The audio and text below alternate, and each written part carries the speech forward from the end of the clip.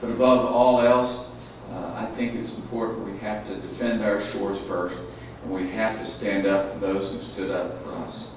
That's what this campaign for Congress is all about. And I'm not going to talk a lot about my opponent, but I do want to point out one area of clear difference when it comes to our treatment of health care for veterans and our military retirees.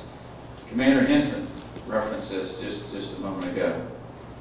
But this is from an actual statement he made in a debate earlier this year, where he said, "I do think with respect to veterans' health care, that our veterans would be much better off if they could go in a private health care system and have the government pay for that.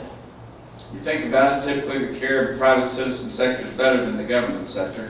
The government usually doesn't do some things very well that involve bureaucracies. So they," referring to veterans, "they need to go into the private system." Now, every major national veteran service organization in this great land of ours would strongly disagree with that statement by Mr. Flores.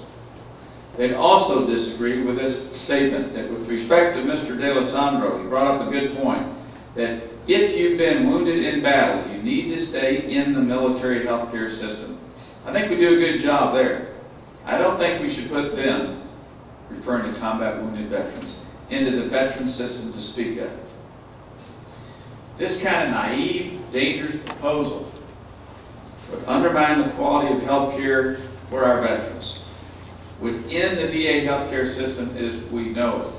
And that's what Catherine Henson said, the former state commander at DAV, and other veterans have said. It would end it because you would dilute the patient base at our VA hospitals, take billions, siphon billions of dollars out of the VA healthcare system, and you would even put at risk the quality of health care for our military troops and installations like Fort Hood, which these two great generals commanded, because if you send combat wounded veterans out of the VA hospital into the military hospitals, as General Short said, they're already at capacity. And so you undermine the quality of care for veterans, who would be second priority patients in the DoD system, where they're first priority patients in the VA system. And you'd undermine that for our military. I don't think Mr. Flores intended to hurt our veterans. I would never accuse any opponent of that. But you know, when it comes to the world of laws, intentions don't matter nearly as much as the actual impact of what you propose. And don't believe me, ask our major service organizations, ask the DAV, the American Legion, and the VFW what they think about this kind of proposal that would undermine our VA healthcare system.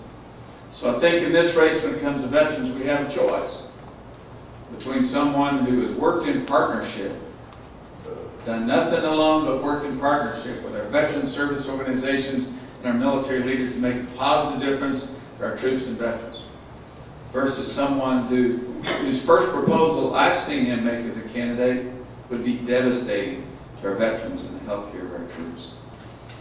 Finally, this race, I want you to know, is not about me and my future. This campaign is not about Chet and my future. I am very blessed. Leanne is here with me. I am blessed to have a wonderful wife and two healthy kids. She does deserve it.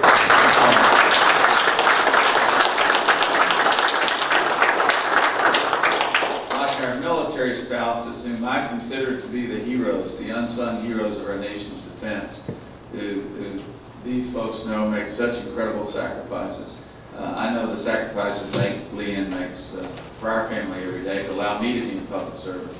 So, but you know, Leanne and I are happy and we're blessed. So this isn't about our future, but I think it is about what you and I together can do to keep our country strong and secure, and most importantly, to support those, to have the back of those who had our back, who defended us in every conflict, in every war, in every generation, from the Battle of Lexington and Concord on to today. If you're willing to help us in this fight, we need your help. There's some people in Washington, D.C., they don't care about Somervell County. They've probably never been to Somervell County. Wouldn't know they've been here if they were here.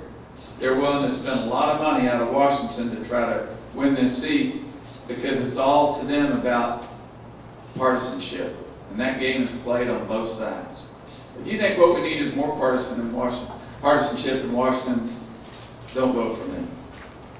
I care deeply about trying to do what I think is right for our district and country, and no party has a monopoly on wisdom. I vote with both parties when I think they're right, and I don't hesitate 1 second to vote no when I think they are wrong. And as General Taylor said, that's one of the reasons I was so grateful yesterday, that you had 2 high-ranking Bush administration officials, the Assistant Secretary of Defense under President George W. Bush, and the Secretary of the VA under President Bush, who also served as the Deputy Secretary of the VA under President Bush 41. I'm so proud to have that kind of bipartisan support. And you know what? Defending our shores, supporting a strong defense, and supporting our troops and veterans should never, ever be a partisan issue. It's an American issue. And so if you're willing to join with us in that fight, and give us the privilege of working together so we can make a difference for our troops and our veterans that have sacrificed so much, and they're risking their lives even today as we sit here in this comfortable room. We need your help in a couple of ways. One, we've got some bumper stickers, and if you're a veteran, we'd ask you to take a Vets for Chet bumper sticker and put it on your car. We get more positive feedback about that than anything we do, not because of me, but because of people's respect for your service to our country. Now, I only have one request: if you put that bumper sticker on your back window or your back bumper, please drive politely. Don't speak too much. Don't cut in front of somebody. Please drive politely. But secondly, if you could take one of our Vets for Chet yard signs and put it in your yard.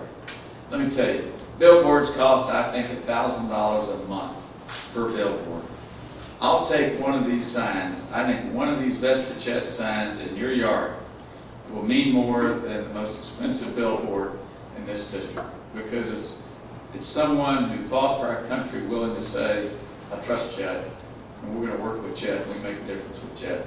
If you can help us in those ways, and talking to your friends, and there's nothing better than friends talking to friends, we can win this race. Not for Leanne and me, or not for our family, but for our country. That's what this race is all about. Please join in with us together. Together we can make a difference. This is the greatest country in the world. And I know there's some problems out there, and I don't like that partisanship in Washington. We've got to change that. But I tell you what, despite all the imperfections, we are still, let there be no doubt, the greatest country in the world. And together, we can defend those who defend it and make it even better. Thank you. God bless y'all.